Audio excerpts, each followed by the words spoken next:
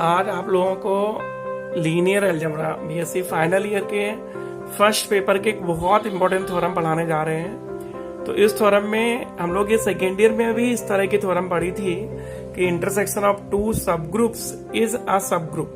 दो उप समूहों का सर्वनिष्ठ भी एक उप समूह होता है। तो यहाँ जो थ्योरम है वो ये है कि इंटरसेक्शन ऑफ एनी टू सब स्पेसेस इज अ सब स्पेस। दो उप समष्टियों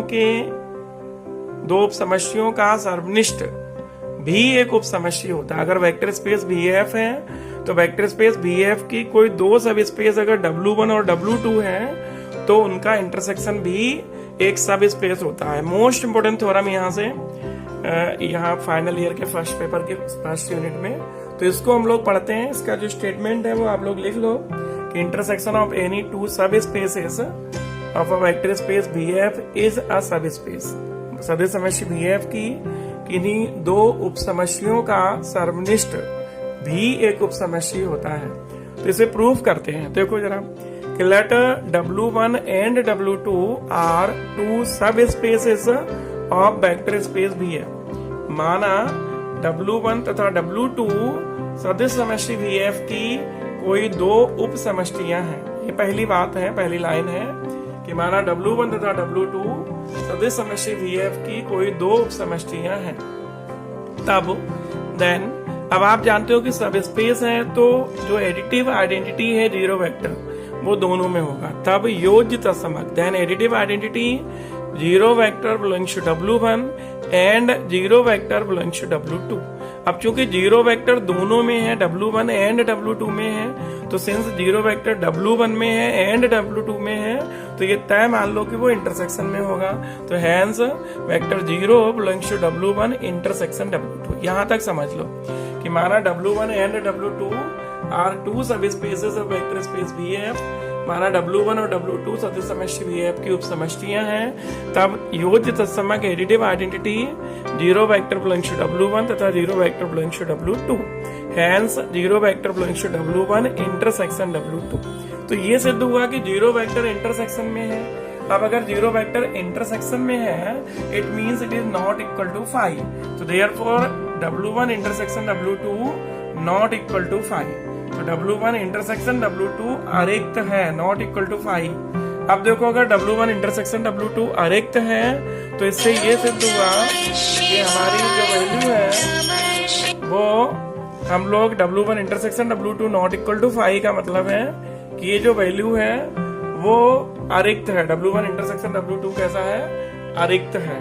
अब हम सिद्ध करेंगे now we shall prove that W1 intersection W2 is a subspace of vector space VF। अब हम सिद्ध करेंगे कि W1 इंटरसेक्शन W2 VF की उप समष्टि है।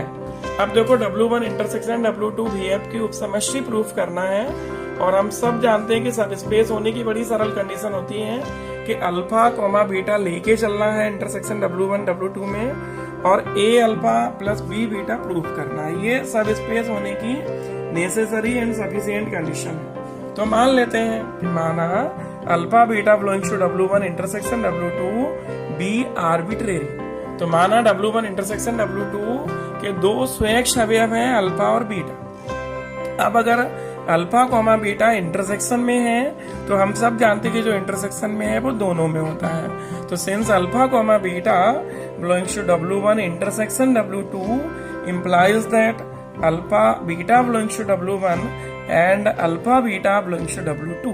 तो सिंस अल्फा बीटा दोनों में है, इंटरसेक्शन में है, तो alpha beta belongs to W1 and alpha beta belongs to W2। तो अल्फा बीटा W1 में भी होगा एंड अल्फा बीटा W2 में भी होगा।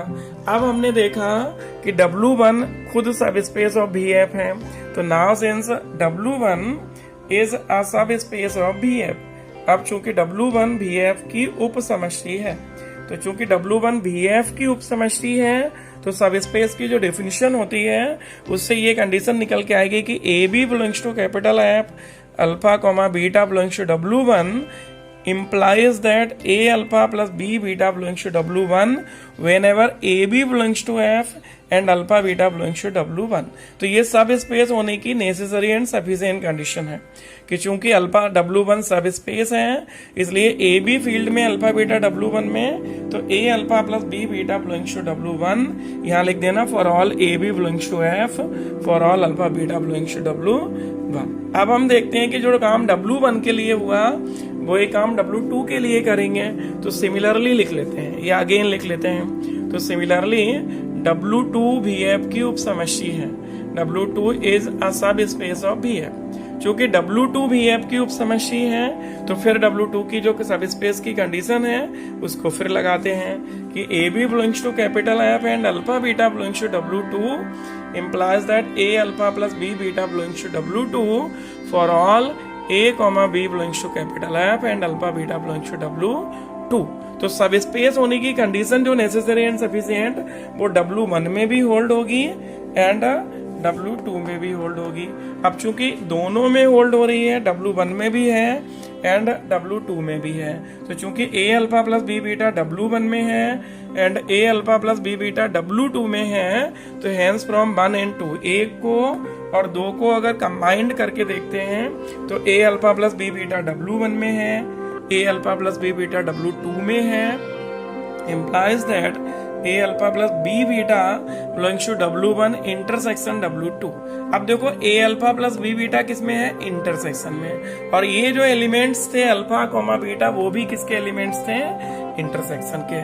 तो यहाँ लिख देंगे for all AB belongs to capital F and for all alpha beta belongs to W1, ये लिख देंगे for all alpha beta belongs to W1 intersection W2। तो देखो A alpha plus B beta intersection में है और हम सब जानते हैं कि अल्फा बीटा लेके चले और A alpha plus B beta prove करते हैं, तो ये सब स्पेस की नेसेसरी एंड सफिशिएंट कंडीशन है। तो which proves that W1 intersection W2 is a subspace of vector space VF। तो ये हमारी थ्योरम है जिसमें हम लोगों ने ये प्रूव किया कि intersection of to subspaces of a vector space VF is also a vector सब स्पेस। सदिश समष्टि VF की किन्हीं दो उपसमष्टियों का सर्वनिष्ठ भी VF की एक उपसमष्टि होती है। Means W1 and W2 are two subspaces, then W1 intersection W2 is also a subspace of VF। तो बहुत सुंदर थ्योरम, बहुत इंपॉर्टेंट थ्योरम है और ये फाइनल के फर्स्ट पेपर के